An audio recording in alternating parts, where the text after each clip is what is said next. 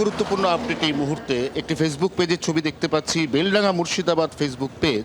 সেখানে একটি পোস্ট হয়েছে, পোস্ট দাতার নাম মৌলানা শওকত আলী আল বানী। মৌলানা শওকত আলী আল বানী।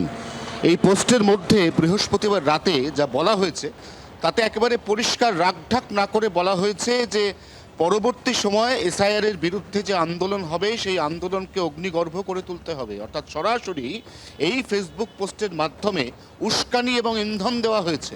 মুর্শিদাবাদের পুলিশ সুপার গতকাল বিকেলে তার সাংবাদিক বৈঠকে ইঙ্গিত দিয়েছেন যে এই পোস্ট দাতা তাকে খুঁজে বার করার চেষ্টা করছে পুলিশ, এবং মুর্শিদাবাদ পুলিশের সাইবার ক্রাইম শাখা ইতিমধ্যেই পোস্টটিকে ব্লক করে এই পোস্টের যে ইউএপিআই নাম্বার সেটা খুঁজে বার করার চেষ্টা করছে, যাতে কোন সার্ভার থেকে এই পোস্ট বা এই গ্রুপ ফেসবুক অপারেট করছে সেটা বোঝা যায়।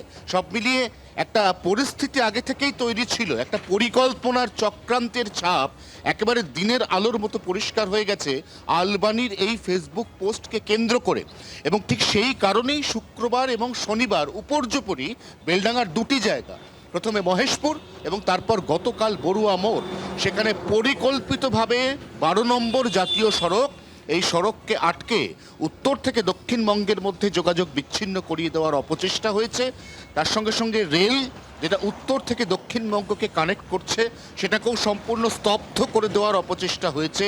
সরকারি বেসরকারি সম্পত্তি ভাঙচুর হয়েছে, মানুষকে আক্রমণ করা হয়েছে এবং বর্বরচিত আক্রমণ হয়েছে জি 24 ঘন্টার প্রতিনিধি সোমা মাইতির ওপর।